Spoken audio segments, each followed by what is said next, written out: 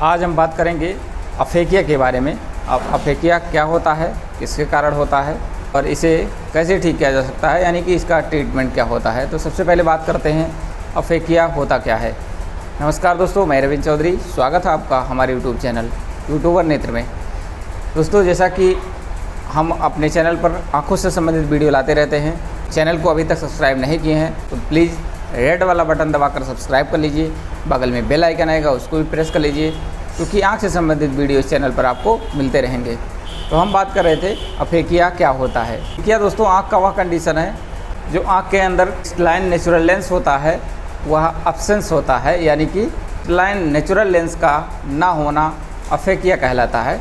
सीधी भाषा में कि आपकी आँख के अंदर कोई भी लेंस नहीं रहता है, ऐसे कंडीशन को हम अफेकिया बोलते हैं, यानी कि absence of the lens is called aphakia. अब बात करते हैं इसके क्या क्या कारण होते हैं। तो इसके 2-3 कारण बहुत ही मुख्य होते हैं। जैसा कि आपने 25 से 30 साल पहले या 40 साल पहले कभी कभी अपने गांव में सुने होंगे, मोतियाबिंद हो गया था, आँखों का ऑपरेशन कराया गया है और लेंस नहीं इम्प्लांट किया गया, यानी कि लेंस नहीं डाला गया है। तो पहले क्या था कि लेंस जो IOL इंट्राओकुलर लेंस आ रहे हैं, अब पहले ये डेवलप नहीं हुए थे या आविष्कार नहीं किए गए थे, इसलिए जो मोतियाबिंद होता था उसके कारण रोशनी कम हो जाती थी, उसको निकालना भी ज़रूरी था।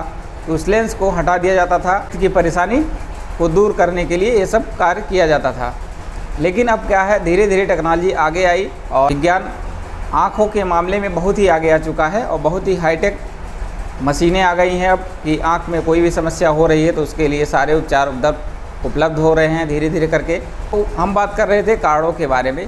इसके सबसे मुख्य कारण ये होते हैं कि कभी कभी जब बच्चा जन्म लेता है या नवजात शिशु में कभी कभी पाया जाता है कि उसका लेंस डेवलप नहीं होता है, यानी कि लेंस का फॉर्मेशन ही बचपन से नहीं होता है, यानी कि वह जन्म से ही उसके आँखों का लेंस गायब रहता है या डेवलप नहीं होता है।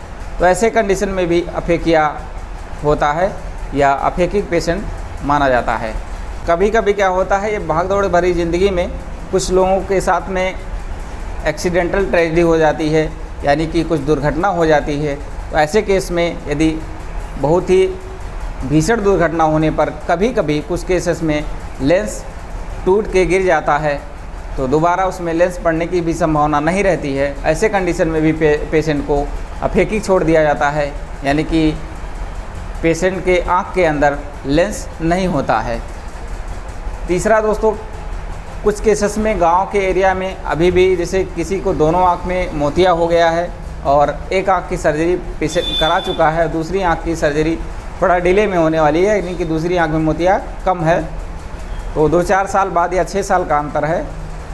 तो ऐसे कंडीशन में एक आँख से रोशनी मिलती रहती है, एक आँख से रोशनी धीरे धीरे कम हो जाती है।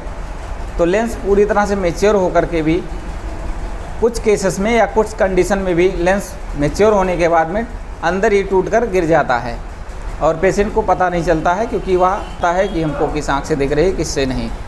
तो कुछ कंडीशन में ऐसा भी देखा गया है कि मोतियाबिंद पक जाने पर लेंस अपने आप टूट के गिर जाता है। तो ऐसे कंडीशन में भी पेशेंट अफेकिक हो जाता है।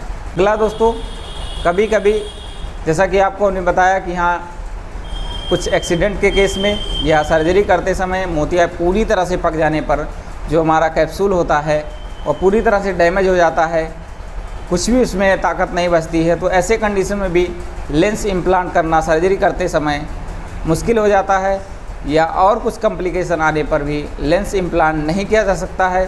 तो ऐसे कंडीशन में भी डॉक्टर पेशेंट को अफेकिक छोड़ देते हैं या लेंस इम्प्लांट नहीं कर पाते हैं। पुराना नेचुरल क्रिस्टलाइन लेंस को निकाल देते हैं, दोबारा उसमें लेंस इम्प्लांट करना जैसा कि हमने बताया संभव भी नहीं है, तो लेंस नहीं डालते हैं। ठीक है, तो उसे हाई हाइपरमेट्रोपिक भी कहा जाता है, यानी कि उसे हाई पावर का प्लस का नंबर लगता है, तो इसलिए हाई हाइपरमेट्रोपिक भी कह सकते हैं इसको। लेंस टूट कर गिर गया है या डेवलप नहीं हुआ है तो इसका अकोमोडेशन पावर पूरी तरीके से लॉस होता है, यानी कि अकोमोडेशन पावर बिल्कुल भी नहीं होता है। जैसे कि दूर की वस्तु देखने के लिए कम पावर की ज़रूरत पड़ रही है, लेकिन पढ़ने लिखने के लिए ज़्यादा ज़रूरत पड़ रही है। जब लेंस है ही नहीं है तो उसमें पावर को रिड्यूस या इंक्रीज़ करने की एबिलिटी ख़त्म हो जाती है या नहीं होती है। तो अब बात करते हैं इसके ट्रीटमेंट के बारे में। इसका क्या ट्रीटमेंट हो सकता है। इसका ट्रीटमेंट दोस्तों सबसे सिंपल है। यदि आंखों में लेंस इम्प्लांट नहीं किया जा सका है तो उसका सिंपल ट्रीटमेंट है कि +10 नंबर का चश्मा दे दिया जाता है, तो व्यक्ति को दिखाई देने लगता है, यानी कि रोशनी उसकी अच्छी हो जाती है।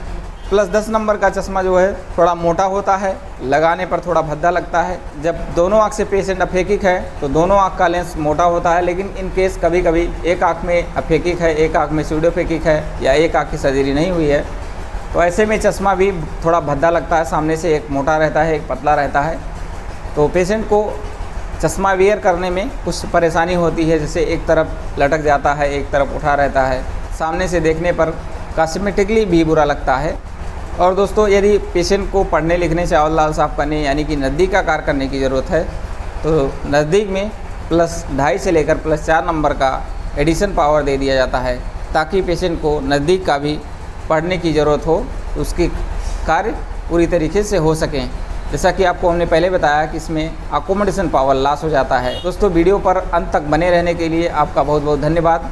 वीडियो पसंद आया हो तो लाइक कर दीजिए, चैनल पर नए हैं तो रेड वाला बटन दबाकर सब्सक्राइब कर लीजिए, बगल में बेल आइकन आएगा उसको भी प्रेस कर लीजिए। इसी के साथ वीडियो को समाप्त करते हैं। धन्यवाद, नमस्कार, जय हिंद।